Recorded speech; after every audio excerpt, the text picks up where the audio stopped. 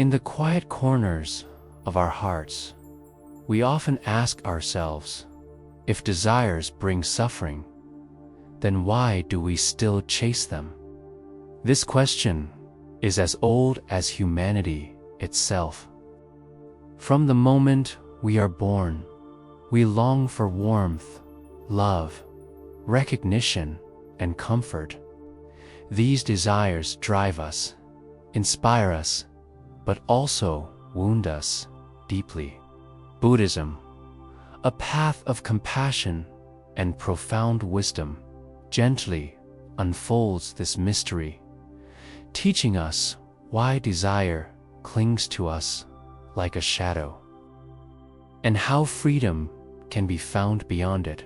To truly understand this, we must step back in time, thousands of years ago, to the rich soil of ancient India.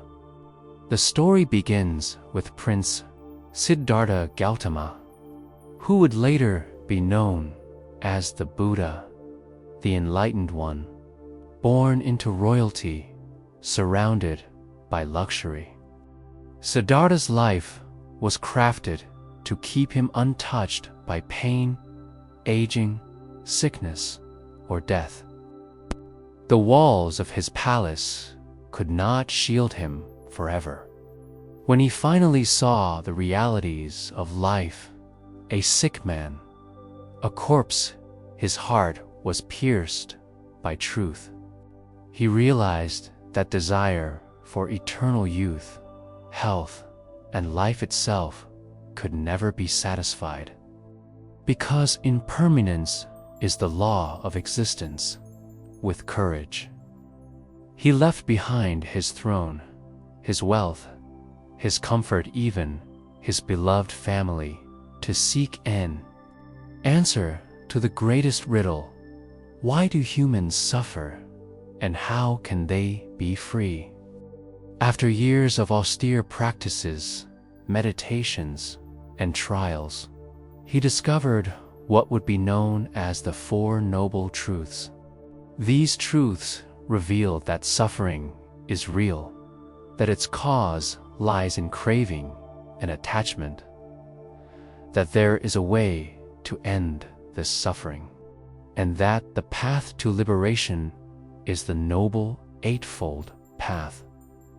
It was here that Buddhism was born, not as a religion demanding blind faith, but as a way of life. A profound philosophy grounded in compassion and awareness through centuries. This wisdom spread far beyond the plains of India, carried by monks and seekers who devoted their lives to sharing the Dharma. Across the mountains into Tibet, through the rivers into China, across the islands into Japan and Southeast Asia's, the teachings took root, adapting to each culture, yet keeping the same heartbeat: the end of suffering through compassion, mindfulness, and liberation from desire. Figures like Emperor Ashoka in India nurtured Buddhism and spread it across his vast empire. Great teachers, poets, and monks illuminated its meaning, weaving stories of kindness and simplicity that touched common people as well as kings. Today, when we look at the daily lives of practicing Buddhists, we see echoes of this ancient wisdom in simple rituals and mindful practices. Monks in saffron robes walk barefoot at dawn, bowls in hand, receiving food not as charity, but as a shared connection with their community. Devotees gather in temples, bowing before statues of the Buddha, not as idol worship, but as a remembrance of enlightenment, of what is possible for every human being. In meditation halls, practitioners close their eyes, breathing slowly, watching the dance of thoughts and desires, learning to let them rise and fall without grasping. For Buddhists, daily life is not separate from practice. Chanting mantras, lighting incense, practicing generosity, or offering food to others all become threads in a greater tapestry of compassion and mindfulness. Even in the smallest acts, the teaching whispers, life is impermanent, desire binds us, and peace lies in letting go. The heart of Buddhism shines with principles that are as relevant today as they were thousands of years ago. Compassion, or karuna, asks us to feel the suffering of others as if it were our own, to extend kindness beyond the borders of self. Loving kindness, or metta, invites us to wish happiness for all beings, even those who have harmed us. Mindfulness reminds us to live here and now, not lost in memories or fears of the future. And the wisdom of impermanence teaches us that nothing, not even pain, lasts forever. These principles form a spiritual compass, guiding us through the storms of life. But how does this ancient wisdom touch our modern world? We live in an era where desires are magnified more than ever.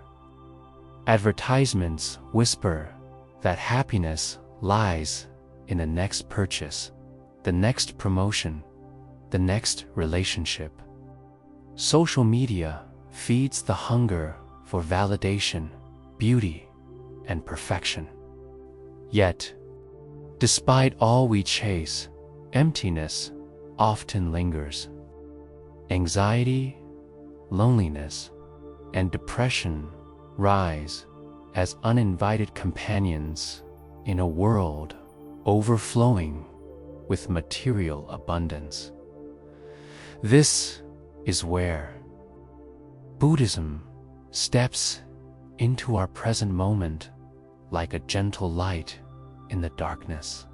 Its voice reminds us, desire is not the enemy, but our clinging to it is.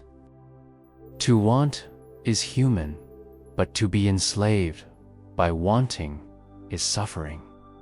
By pausing, by watching our minds, by practicing mindfulness, we begin to see the endless cycle of craving. We see how each desire, once fulfilled, gives birth to another, never allowing us to rest. And in that seeing, a doorway opens. We realize that peace does not come from satisfying every desire, but from loosening our grip on them. Modern psychology and science, too, have recognized the healing power of Buddhist practices.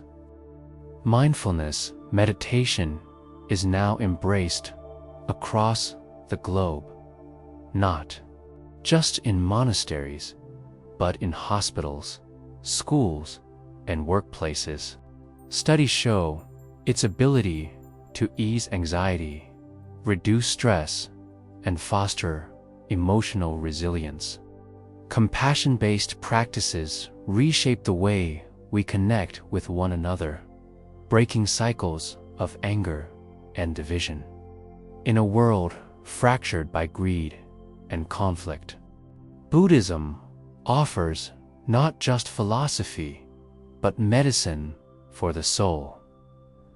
And so, the question remains, if desires cause pain, why do we still chase them? Perhaps because, deep down, our desires are not for possessions or pleasures, but for something greater: connection, meaning, love, and peace. Buddhism teaches us that these deeper longings are not fulfilled by chasing outward things, but by turning inward, by realizing that everything we truly seek already lies within us. Like the lotus rising from muddy waters, we too can rise above the cycle of craving, blossoming into freedom and serenity. The Buddha once said, "You yourself must strive."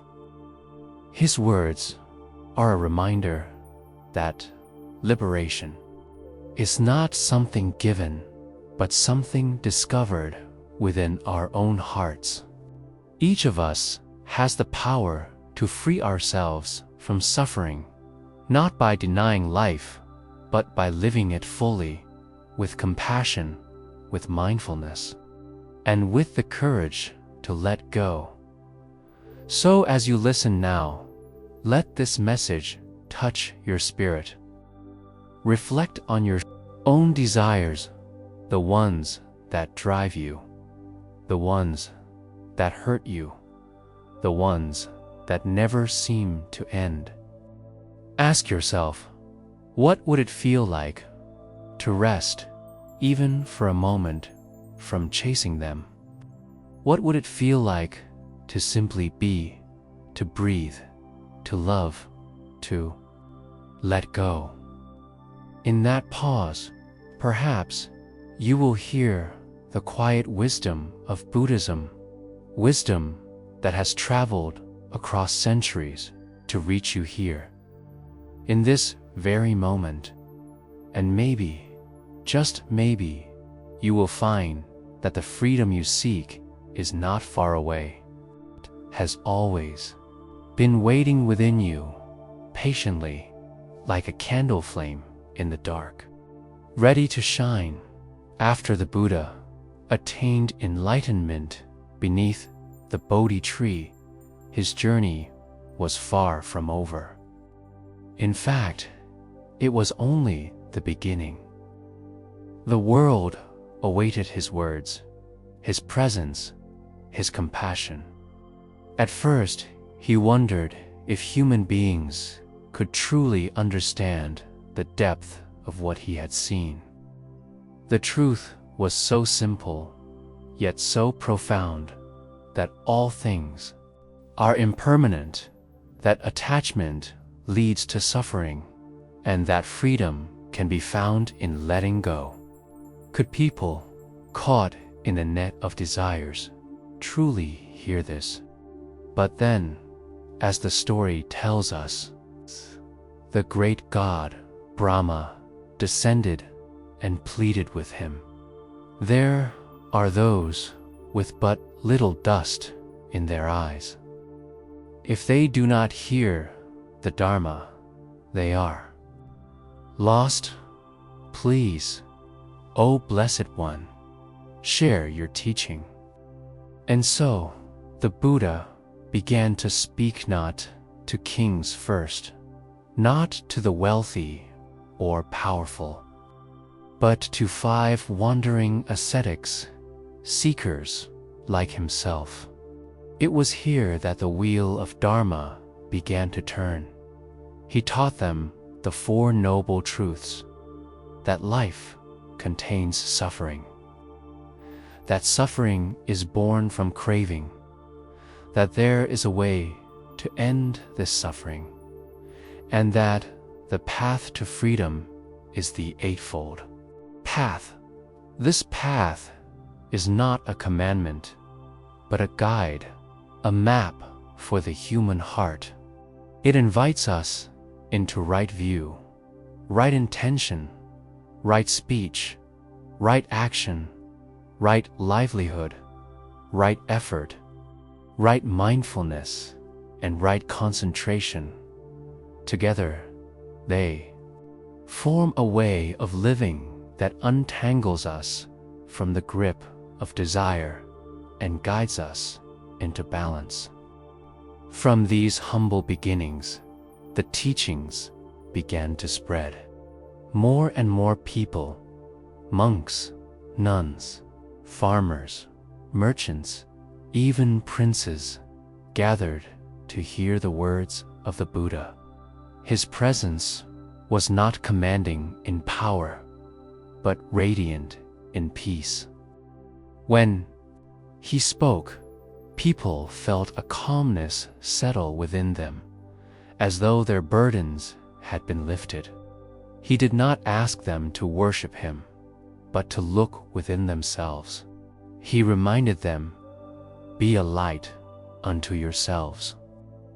As centuries passed, Buddhism expanded beyond India. It traveled with monks who carried only their robes, their begging bowls, and their unshakable devotion to the Dharma. In Sri Lanka, it took root as Theravada Buddhism, preserving the oldest teachings. In China, it blossomed into schools of meditation and compassion, blending with Taoist wisdom. In Japan, it gave birth to Zen, emphasizing simplicity, silence, and the direct experience of awakening. In Tibet, it became Vajrayana, a colorful tapestry of rituals, chants, and deep meditative practices. Each land shaped Buddhism in its own way. Yet the heart remained the same: freedom from suffering, found through compassion and mindfulness. And alongside these great expansions, remarkable figures emerged. In India, the Emperor Ashoka transformed from a conqueror drenched in blood to a protector of peace, dedicating his empire to spreading the Dharma. In China, great teachers like Bodhidharma carried Zen teachings that emphasized meditation over words. In Japan, poets and monks merged art and spirituality, showing how beauty itself could be a path to awakening. These figures were not gods, but humans flawed, yet transformed by the simple, timeless truth of Buddhism, even in times of difficulty. When kingdoms fell or invasions threatened, the teachings endured. Why? Because Buddhism was never bound to temples or texts alone. It lived in the hearts of people, the compassion they showed to neighbors, in the peace they found in meditation, in the courage to face life's impermanence. That resilience allowed it to flow like water, shaping itself to every age, every culture, and every human heart ready to listen. So when we ask why we still chase desires, Buddhism answers not with condemnation, but with understanding. Desire is part of being human. It is the spark that makes us seek, the fire that drives us forward. But when we mistake that fire for happiness itself, when we cling to it as though it could last forever, then it burns us. The Buddha's compassion lay in showing that there is another way, a way to live with desire, but not be enslaved by it. This part of the story reminds us Buddhism is not about turning away from the world, but about transforming how we see it. The path does not ask us to deny our humanity, but to awaken within it. It asks us to look at desire, to understand it, and to walk beyond its illusions into freedom. When we look at the lives of Buddhists today, we see echoes of those ancient teachings woven into the fabric of everyday life. In a monastery at dawn, the sound of bells awakens monks from their rest. They rise quietly, fold their robes, and begin their day with chanting. Their voices flow in unison, not as a performance, but as a prayer, a reminder of impermanence and compassion. Soon after, they walk barefoot through village streets, bowls in hand, receiving offerings of rice, fruit, or bread. To the outsider, it may look like charity, but in truth, it is an exchange of love and humility. The giver practices generosity, while the monk practices gratitude and detachment in temples. Families kneel together before statues of the Buddha, lighting incense and offering flowers. These are not acts of worship in the sense of begging for favors, but rather rituals of remembrance, reminders that peace, kindness, and wisdom are possible in every moment. Parents teach their children to bow, not to an idol, but to the qualities the Buddha represents: awakening, compassion, and inner strength. And in meditation halls across the world, ordinary people sit quietly, eyes closed, breathing gently.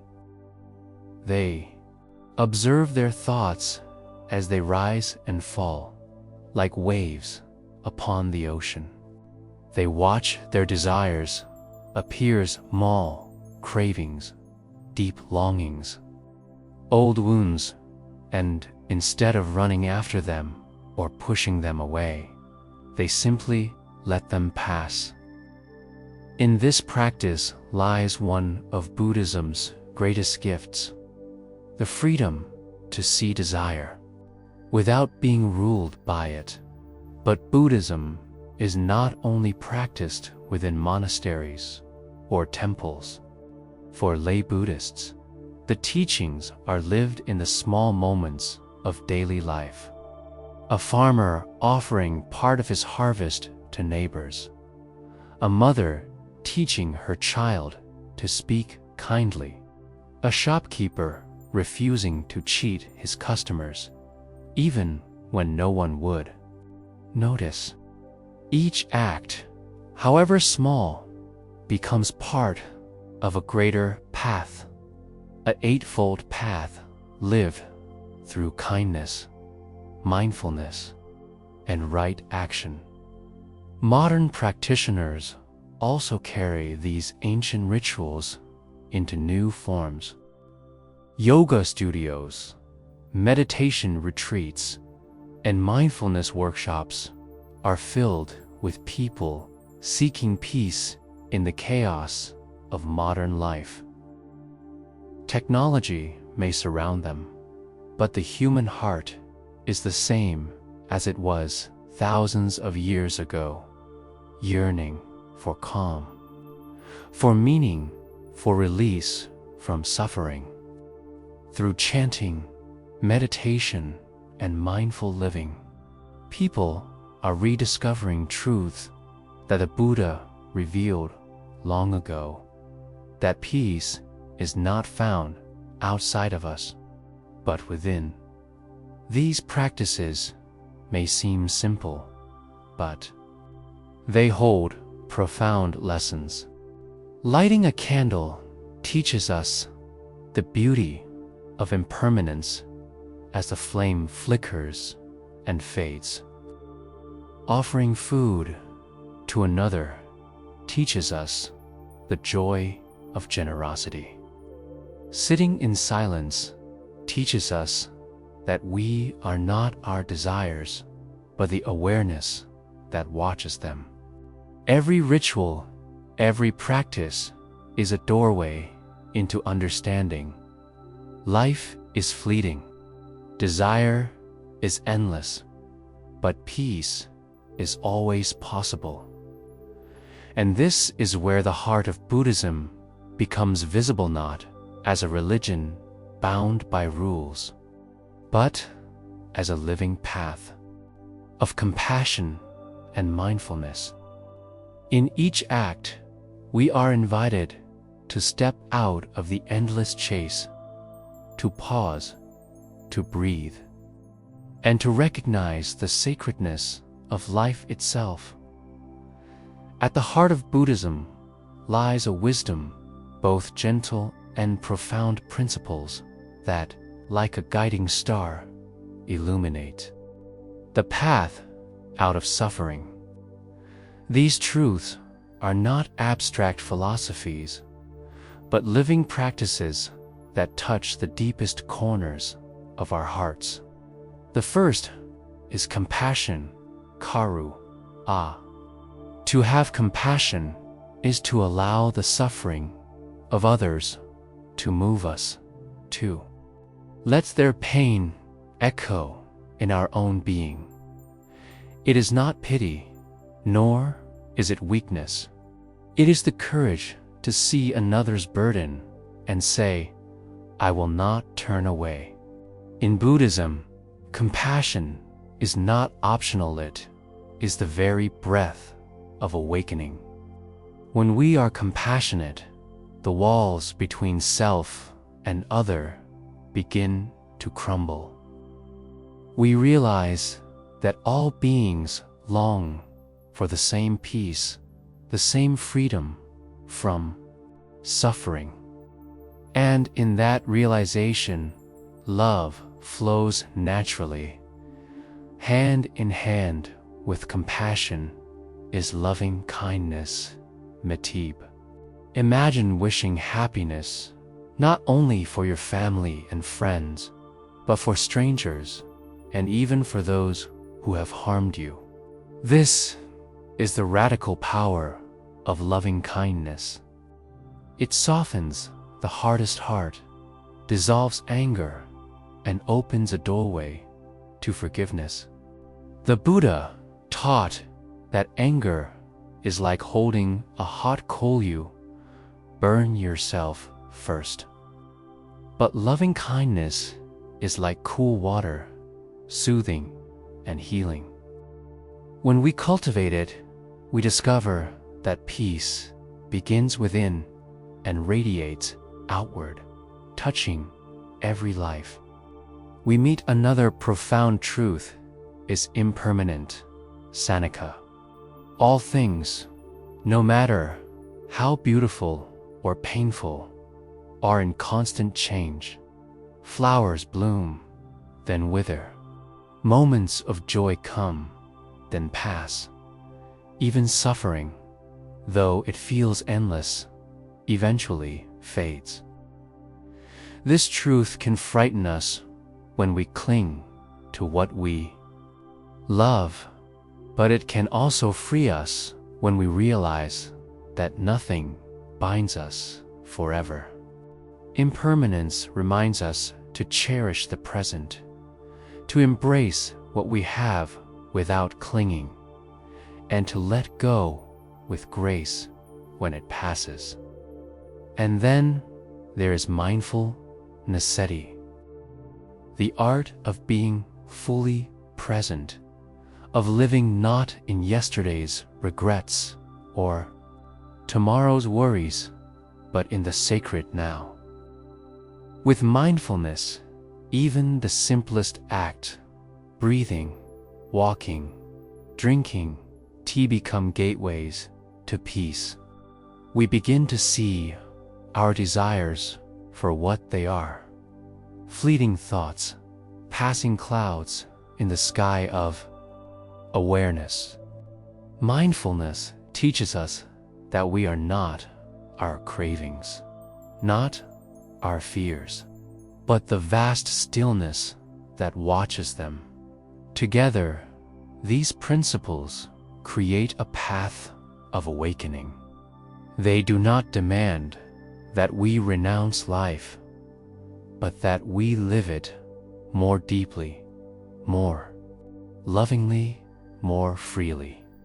They remind us that true happiness does not come from chasing desires, but from releasing them. And in this release, we find not emptiness, but fullness of love, compassion, and inner peace. In a world where we are constantly told that we are not enough, that we need more to be happy, these teachings are like a gentle whisper. You are already whole. You are already complete. Peace is here within you, waiting to be seen.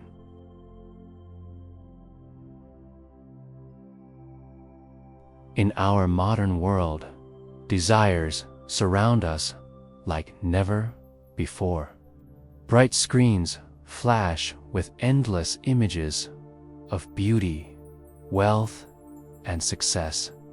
Advertisements whisper that happiness is just one purchase away. Social media magnifies our longing for approval and perfection. We chase, we compare, we grasp you. Often, the more we have, the emptier we feel. And this is where the voice of Buddhism, carried across centuries, speaks with timeless clarity. It tells us that the cycle of craving is not broken by feeding it, but by understanding it. It reminds us that peace does not lie in chasing the next thing, but in pausing, breathing, and awakening to the present.